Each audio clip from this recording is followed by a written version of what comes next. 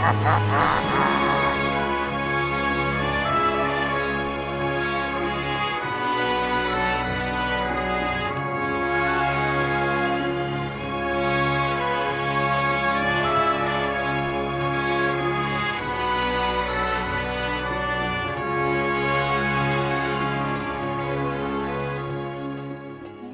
know, Old Civvy's favorite genre of video game is, of course, the first-person shooter. But his second favorite is the Metroidvania, or whatever you like to call it. Some people don't like the term Metroidvania, so let's go with obsessive-compulsive simulator. Jump slash, land slash, get the candle, what sick freak decided that map coverage should go above 100%? I was always more into the Vania parts. Metroid games are great, they're just not for me. Don't think I'm gonna come in here and rag on Super Metroid. But what if someone took this thing and smashed it together with this thing? And that's how you get Power Slave, or Exhumed in Europe, or the Night Dive remaster that just came out called Power Slave Exhumed.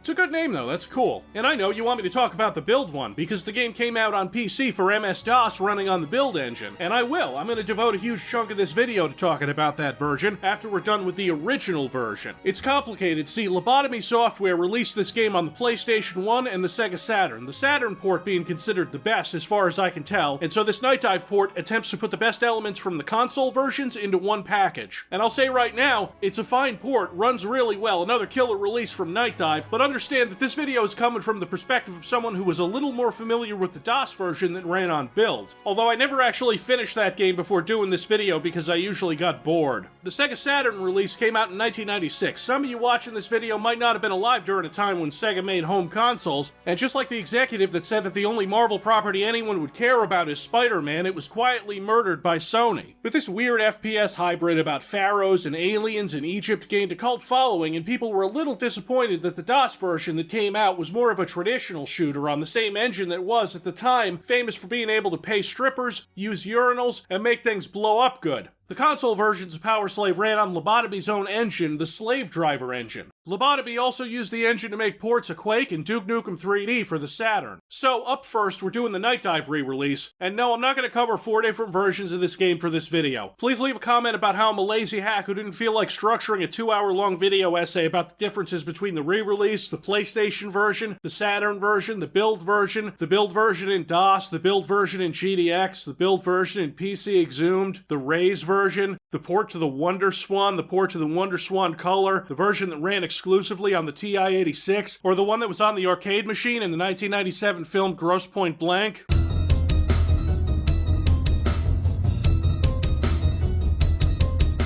So this game is about a soldier sent to Egypt to stop an alien race from destroying the Earth because they stole the body of one of the pharaohs, and you know, as I'm reading this, the plot is nonsense. And this came out before Castlevania Symphony of the Night, so Power Slave is the one who really began that tradition. During the time of the pharaohs, the city of Karnak was a shining example of civilization that all other nations could only hope to emulate. Wait, is that Don LaFontaine? That's some dick-swinging casting, I'm impressed. However, something has gone terribly wrong. Unknown forces have seized the city, and great turmoil is spreading into neighboring lands.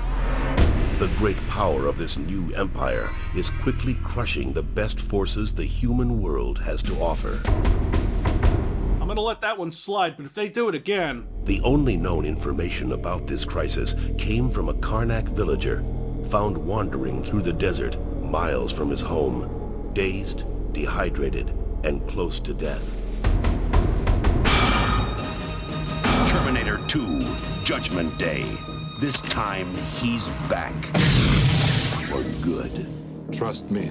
The villager told horrifying stories of fierce alien creatures that invaded the city, devoured the women and children, and made slaves of the men.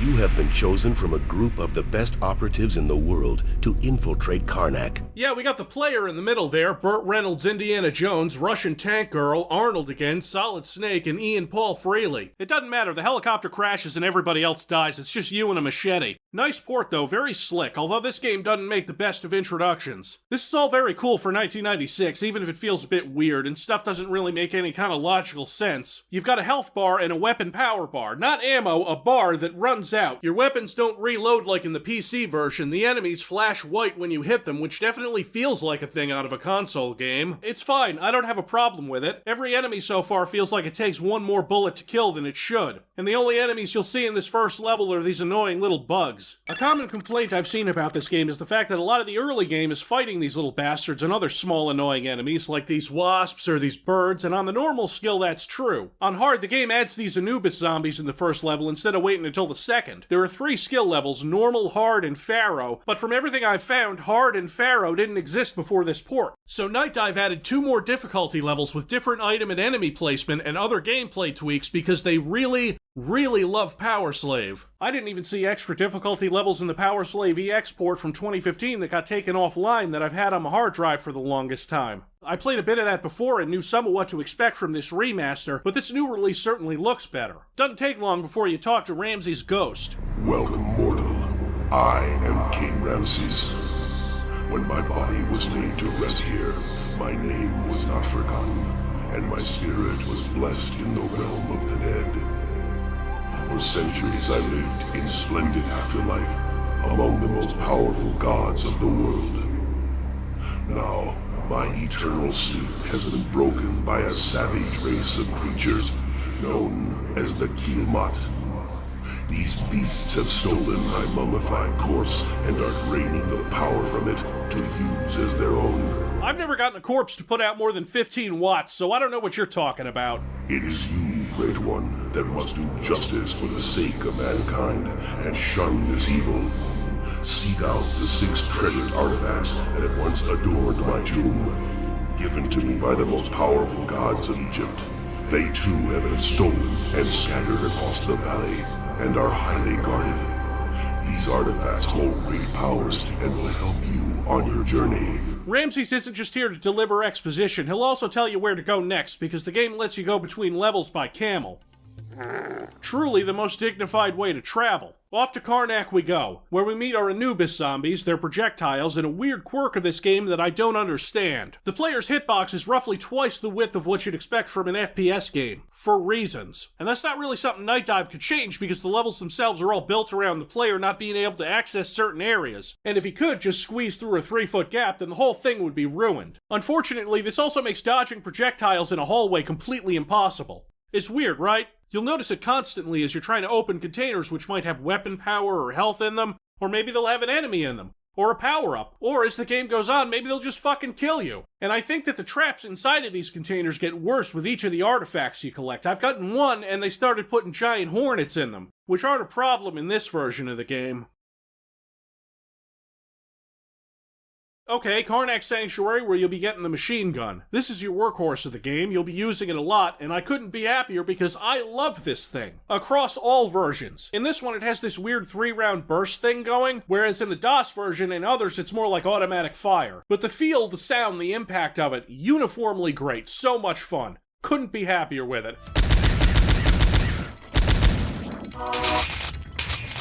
Of course, this is the point where you discover another mechanic of the game. See, if you played the build version, you were used to having weapons that took certain types of ammo, you know, like an FPS game. But that's not how it works here. No, you collect weapon power from fallen enemies or from containers or other pickups. And all the weapons have their own weapon power supply, and when you collect weapon power, it refills the weapon you're currently holding. Which isn't the worst idea, but it lives next door to the worst idea and calls the police when it hears loud music. And while the Night Dive port is perfectly faithful to this, it is being faithful to a terrible idea. It is the worst combination of having a mana system and having individual pickups. And I feel like Power Slave as a game is strong and interesting enough to overcome it. Once you're through this level, you start coming up against the Metroid elements. These sandals improve your jump so you can access new areas. You go back to Karnak and jump this gap to get a key to open a door to get a health upgrade, which doubles the amount of health you have. That's very Metroid. The downside is that every time you revisit a level, you also have to kill all the enemies in that level again and collect all of the keys, which sucks. I'm using Castlevania Aria of Sorrow here as an example, because it's a Metroidvania that I was actually in the middle of playing through again. Okay, so Castlevania Aria of Sorrow stars Soma Cruz, Japanese teenager in the year 2038, who's actually the reincarnation of Dracula, and his name is a reference to Soma, the drug from Aldous Huxley's novel Brave New World, which numbs your emotions, mostly the negative ones, and this is thematically relevant because I don't give a shit about this character.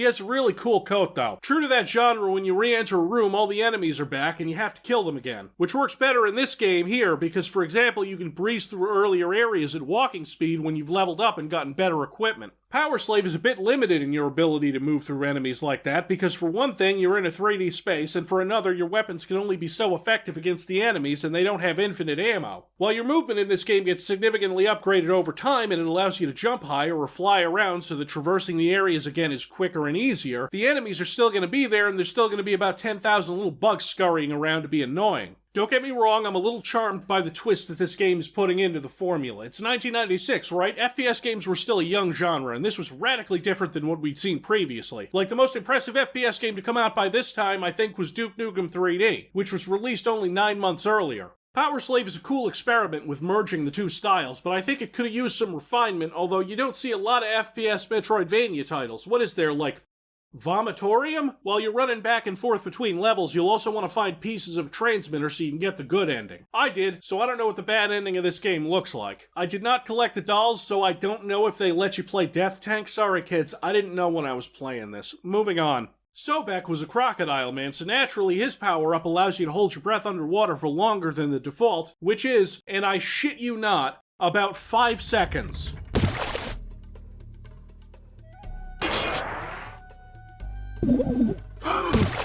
Kneecapping your player's abilities to lock off certain parts of the game is a Metroidvania's bread and butter, but it's usually a little more subtle than that.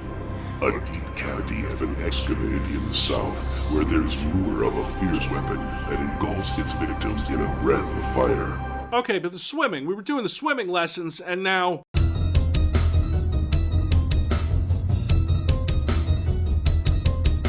Ramses isn't talking about a magical artifact, although all the weapons in this game do seem to run on magic. He's talking about a flamethrower. I have to go through the mines to get it. But to get there, you need to also get the power-up that lets you slowly glide down instead of falling so you survive this drop. As soon as I saw this pit, which was after I'd gotten that power-up, it was clear what I had to do, which is the most I can ask of a game like this. Who left this camel here? This slow-falling power-up is, of course, essential to navigating the next level without dying. The flamethrower you get is actually good. When you don't have burning animations for your enemies, you just jib them. Fuck!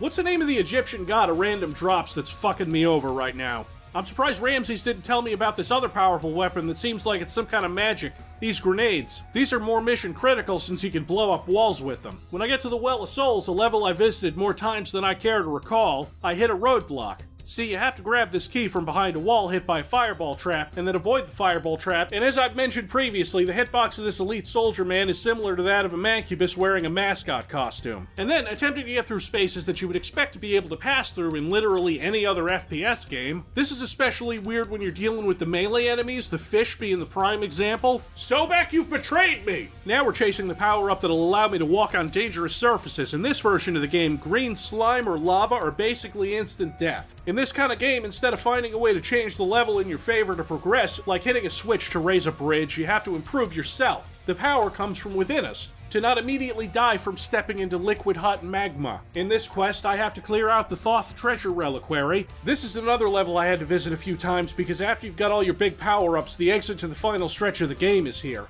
And instead of taking all the cool valuable shit, we're killing a lot of mummies, who are not quite as interesting as the ones in Build Power Slave, more of a ranged annoyance than anything, with homing projectiles to differentiate themselves from the previous ranged enemy with a low to mid amount of health. This level's where the game goes hard on them, and another enemy, the Bastet, a lion woman that moves very fast and likes to teleport around to avoid being cooked to the proper temperature. Remember kids, 3,000 degrees for 1 second for perfect giblets. Welcome to Flavortown, bitch. Ah yes, here we are, protective anklets. The protective anklets you have found will provide safekeeping on your journey through the Hecate Marsh.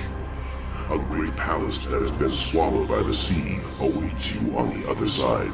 Waste no time, for my soul is growing weaker as the Killbot continue to draw energy from my corpse. Yeah, sure, I just gotta go grab something.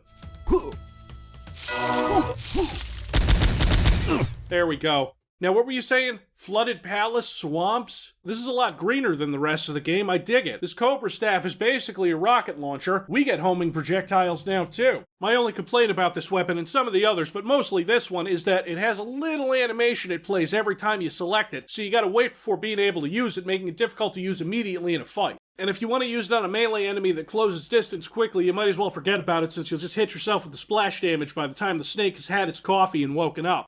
By this point, your jumping is powerful enough for the game to have some platforming elements, which aren't bad. You have decent enough air control and movement is fun. You can't dodge projectiles horizontally, but vertically is fine, and you'll be leaping long distances regularly. Now that I've made it through the swamp, it's time for that sunken palace I've heard so much about.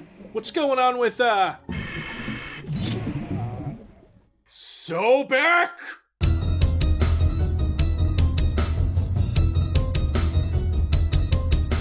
Oh, you know if it's a water temple it has to suck. Whose fucking idea was it to put in the mines? Defusing the mines is fine, got the hang of that pretty quickly, but there's another thing this game does that's unconventional for the time, which is not letting you use your guns in water. Your guns, not your machete or your grenades or your magical snake staff. Grenades are good for tripping mines and the snake staff would be good for fish, except, you know, fast-moving melee enemy and splash damage. It's the Lost Soul conundrum all over again. That's the whole level, swimming, dodging mines, and killer fish. There's no transmitter pieces here, so you never have to see it ever again, and you can go into the way more interesting and action-packed level that comes next.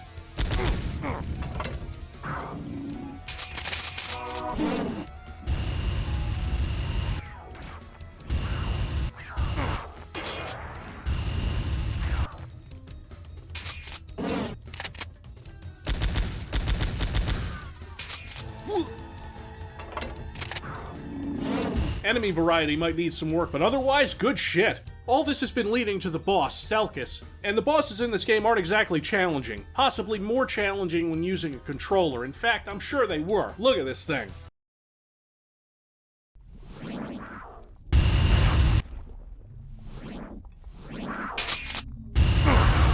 Well, it's not a Saturn controller, but it's not so bad.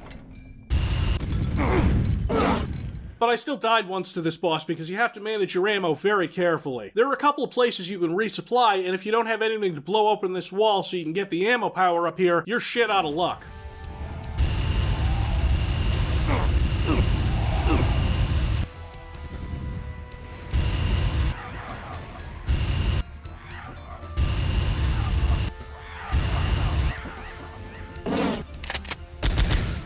Strong persistence is bringing you closer to the recovery of my mummified corpse. If you can defeat these forces of chaos, your heroic efforts will be rewarded by the gods. Go now and climb the highest peak in the valley. There you will find the last of the 6 artifacts.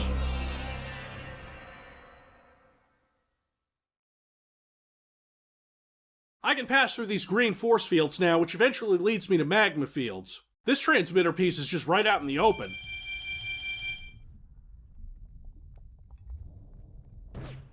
Oh, fuck you, Denwin. I end up having to collect that a couple of times. Along with the platforming over lava, this level also has the Magmantis. Not just a Siffy Chinnell original movie, but on the box cover of this game, and its most iconic enemy. I'm gonna need some ammo for this, I think. Let me just fuck! You've heard of shoot at it until it dies. Now get ready for shoot at it until it fucks off. And collect this weapon, the Ring of Ra, which shoots bouncy red balls. It's dumb, I don't care for it. Really ammo efficient though, so that's cool. The Magmantis continues to give me trouble, and then doubles it. This is actually one of my favorite parts of the game, as you're slowly descending into this volcanic chamber. The pacing of the level is telling you that this is it. You're finally gonna be done with this.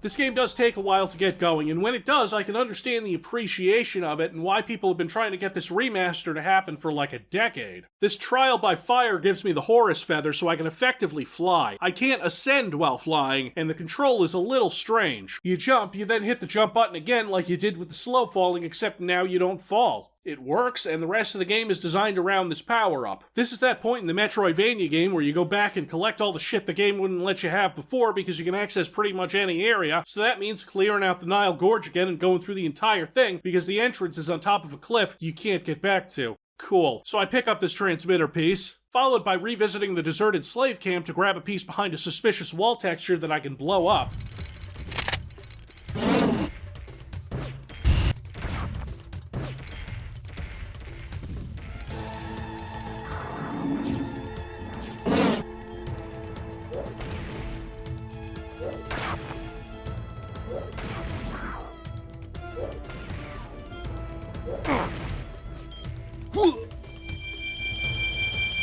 There, that's 7 of those. The last one is in the final leg of our journey. That leg is actually quite long and very dangerous. Back to the Thoth treasure reliquary to fly around, blow open a wall and ride a camel. I can fly now, you know. Is that not faster than a camel?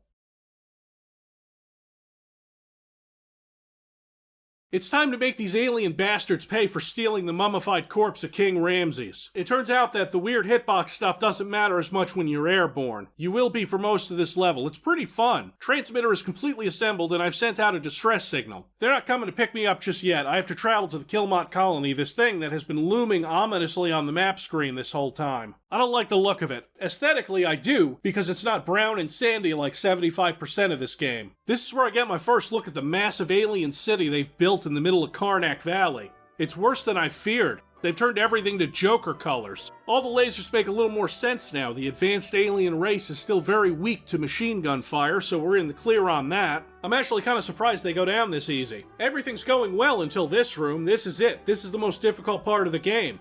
Not from the enemies or the lava or that bastard Sobek. No, from the hitbox.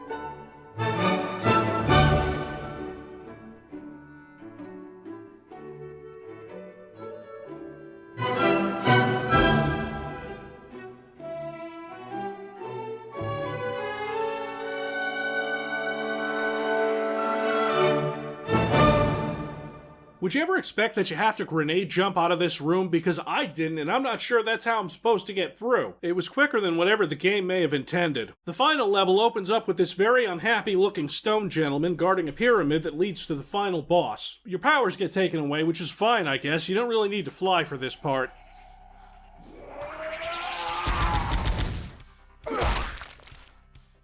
Okay, but we're gonna get it on the second try. I'm dancing around him, he sends Langoliers after me before turning into some kind of magma snake. Except this one I can kill. And I think, just maybe, the ammo supply in this game might be a problem. Not helped by the fact that I wasn't properly targeting the end of the snake. See, in a 2D platformer, you see that kind of enemy because you can only shoot the back and front of it because those are the only two directions. In a 3D game, it's a little more complicated and it's not the best boss idea in the world, so I've run out of ammo, but if you think that's gonna deter me after I've gotten all the way here...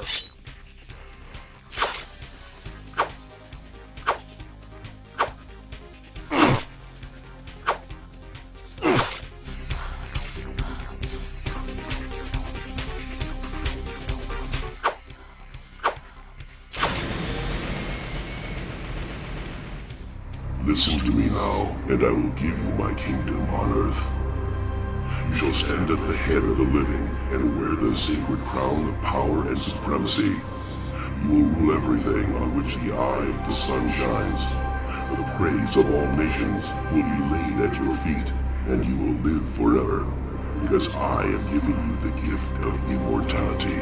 Then why are you a ghost, Ramses? Why are you a ghost? Leave this tomb now, as I seal it forever, and follow the path back to your people. May the gods shine on you, and give you peace for all eternity.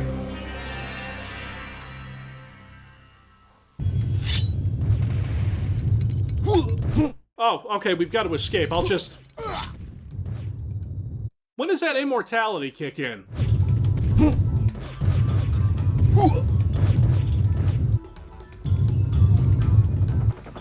Let's get the hell out of here. Hey, he talked! Because we built the transmitter, there's a chopper waiting for us. We can leave. We saved the world. We're pretty cool. Because of your heroic efforts, the Valley of Karnak is no longer in danger. At last, the people of Egypt can begin rebuilding the new kingdom.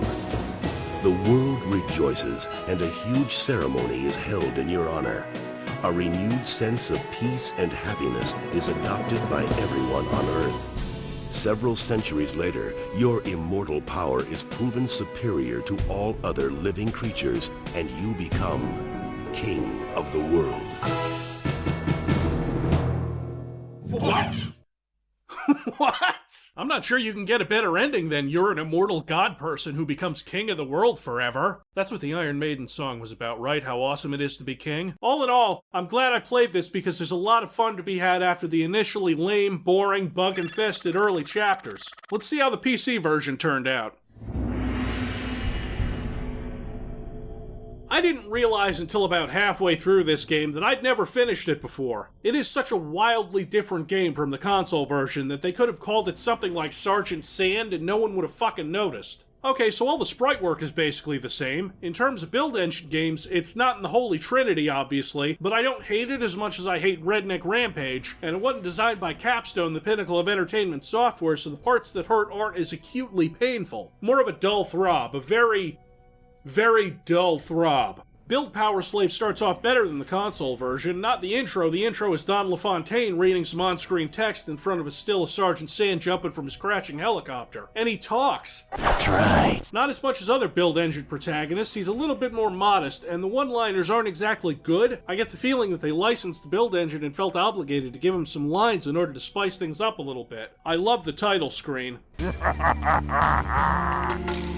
This is actually Build GDX. People ask me why I prefer source ports over DOS, and I say, well, it's because of the better mouse look. But more importantly, when making a video, you get a high-resolution capture and the correct aspect ratio. That's it, mostly. And I only encountered one game-breaking bug during the entire playthrough, which is an issue because I played this game the way it was intended, with checkpoints. Build Power Slave isn't a Metroidvania. It has checkpoints in the level that you'll respawn at after you die. You actually have a life system. If you pick up this gentleman here, that gives you an extra life with a maximum of 5. You lose all of them, it's back to the start of the level. It does not save checkpoints if you quit, so that one time it did bug out on me towards the end of an extremely long map, I had to play the whole thing again, so the experience was somewhat similar to the console versions. You're on PC now, so you get to dumb the graphics down to software rendering, but your levels can be giant. Look at that Ken Silverman tech there. They can stretch their textures out to fill the whole wall when they probably shouldn't. Here's a tip, don't turn off auto-aim. The bugs show up in swarms in this one, and they are way worse. They're faster, they jump on the ceiling, they sap your health away quick. Killer fish are back, and they die in that way I always liked. They jibbed underwater in the other version. This one isn't as explosive, though it feels more satisfying to me. Thankfully, you can hold your breath for more than 3 seconds and refill your air supply with these bubbles. You never get any permanent character buffs in this one, so you don't have to worry about that. The game starts out going for Ramsey's Tomb again, except this time it isn't just tiny bugs after you. The game is introducing a bunch of the enemies all at once. The ammo system is completely normal, and you've got a machine gun within the first 5 minutes. Since the regular guns don't run on magic anymore, you've got to reload them. If they don't run on magic, why are the enemies still dropping blue balls? Because you still use magic for inventory items. Instead of getting permanent character upgrades, you have an inventory system that's closer to Hexen than Duke Nukem 3D. For example, in the first level you'll get a torch. The torch is single use and will drain some of your magic. Later on, you'll get a Sobek mask that helps you breathe underwater that works the same way. The weapon power-up from the console versions that you'd find randomly is a severed hand that you pick up and carry around with you. There's a living, beating heart that will take about half your magic to refill your health, and every time it's nearby you'll hear it. Such a sound. As a watch when enveloped in cotton. Oh, God, can you not hear that? Hidden behind a secret wall somewhere? There's an invisibility power-up I didn't see very often, and a scarab amulet that makes you temporarily invulnerable. That one becomes very important in the late game. Back to that torch, though. There's something weird about the lighting in this game. It's something that took me longer to notice while playing. You see this Anubis zombie die, and the blue orbs spawn in, which is creating light, and my machine gun is also creating light. You can see them lighting up whatever sector they're in. You can see projectiles doing it too. So it's almost like they're trying to do a dynamic lighting system with the sector lighting, which is weird and an interesting concept. It's something Build could do, but I don't remember any other Build game doing it. It's kind of an oddball idea. Not only are you introduced to the bugs and Anubis zombies in the first level, but also the mummies. The game even gives you grenades here, too. The mummies' projectiles still home in, which sucks, but then wait, what?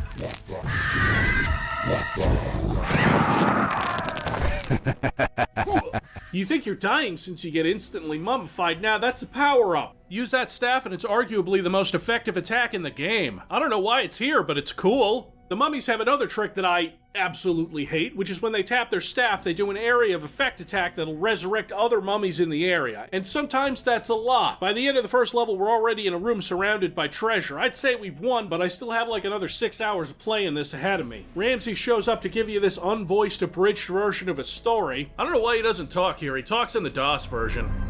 An evil force known as the Killmot has besieged the sanctity of my palace. You think you know how this ends?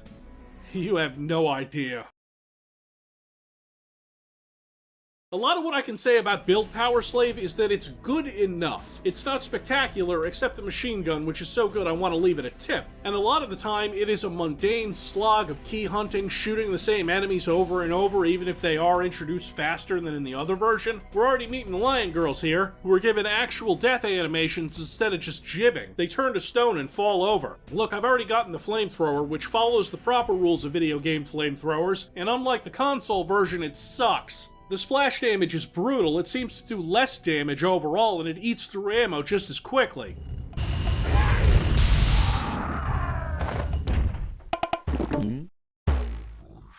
The hell is that drumming? The ammo counter, which is represented by these dials here, you know, that looks cool, but I have to wait a couple of seconds whenever my ammo count changes to know how much I have in this fast-paced action game. Thankfully, lava is an instant death in this one. Of course, where there's lava, well, no, they wouldn't introduce an enemy that big, so... Oh, God! This one does operate on the shoot at it until it dies rules, and it fires a lot of explosive projectiles at you that can fuck you up. When it does die, it dies spectacularly.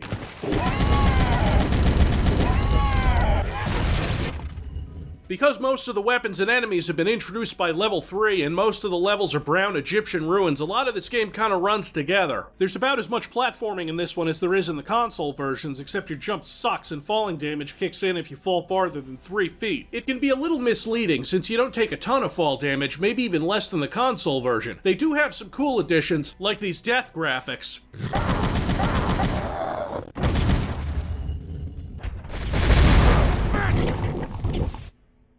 That was my first death, and I come back and look, there I am. I'm really not sure how much there is to talk about. Thank God I didn't give this its own video. Let me think,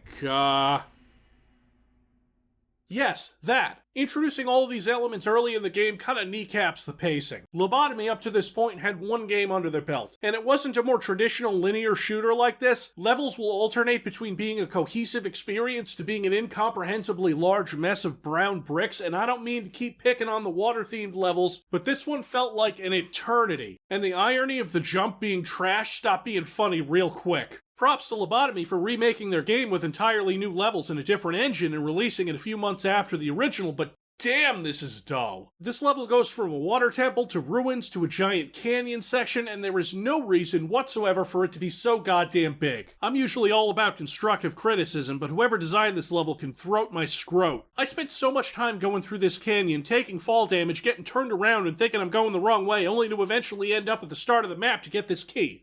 Oh look, there's the exit, right here. Cool. There's one new enemy here, the Ammit, which can only be hurt during certain times. It's not hard, it's not particularly fun to fight, it just is. One more weapon too, the Eye of Ra, which is not like the Ring of Ra. This weapon is completely different because it summons a cloud of lightning over enemies and zaps them. For ammo, it takes... Oh. Yeah, you know, just do it. Fucking roll! I found that taking a nice 24-hour break from the game and coming back again made me less hostile towards its endless monotony. I'd like to apologize to the people in my audience whose favorite game is Build Power Slave. I don't hate it exactly because it's not incompetently made or anything, but I feel like I spent most of this game machine gunning the same 5 enemies. Oh yeah, and those are poison goblets. If you touch them, you take 20 points of damage.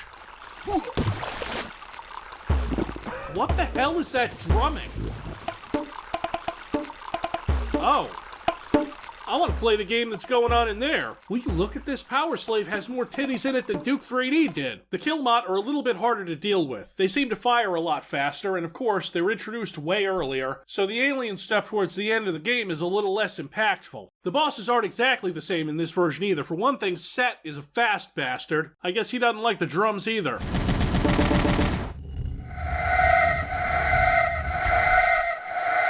Selkis is different too, she's a hit scanner now. And when she dies, even more nuisance enemies spawn. Jesus, I mean, come on! Nothing is worse than the Omen Wasps. They were a small annoyance in the console versions. They've gotten an upgrade. They are tougher, they are faster, they are everywhere, and you'll know when they're around because of the deafening, madness-inducing flapping sound.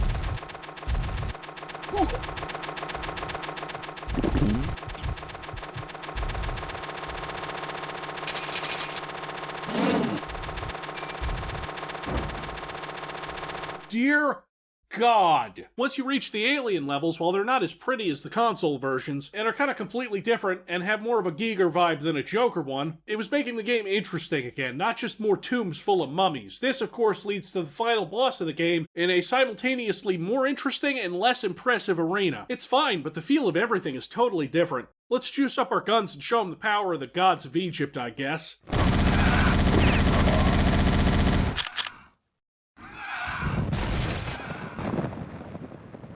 Oh, that's great. Good job. Guess I'll just, Oh,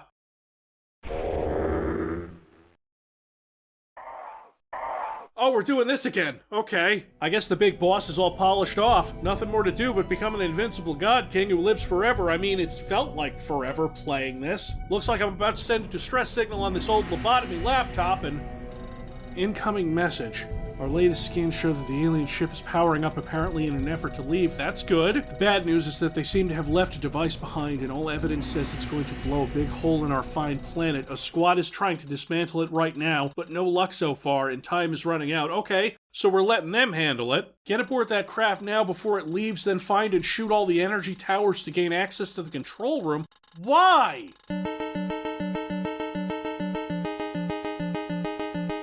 That's all I can say to this game's surprise final chapter. Fucking why? Once I beat the big badasses and clean out the Karnak Valley, I'm supposed to win, aren't I? Aren't I? If you wanted to differentiate yourself from the other version's ending, you couldn't possibly do a better job of it than this completely unnecessary gauntlet of trash. This is the alien mothership, and it added about an hour to my playtime. See, you have to find and shoot a bunch of spinning red things. What that transmission called energy towers. And theoretically, there's a time limit to this, but I never actually hit it. I did, however, have to attempt this level 4 separate times, because I kept running out of lives. Here you go, here's the bad ending. The Killmot have been destroyed. Unfortunately, your recklessness has destroyed the Earth and all of its inhabitants. All that remains is a smoldering hunk of rock. You've got a giant new intimidating level where you have to find all of these red spinny things, some of which are hidden. If there is an actual time limit, I haven't been able to find any information on it, and in-game it only seems to be expressed on these screens here, which are alien numbers. Fuck you, how about that? Please leave a comment if you were alive in the Bronze Age and can tell me what those numbers are. As to why I game overed 3 times trying to finish this, well, that's partially my fault for not collecting some of the extra lives. I was in somewhat of a rush. But also the sheer number of enemies, the confusing design, the fact that the things you have to blow up aren't all the easiest things in the world to find. There's an entire section that you have to suffer falling damage through that's filled with Omen Wasps, to the point where I said fuck it and used an invincibility power up to run through it.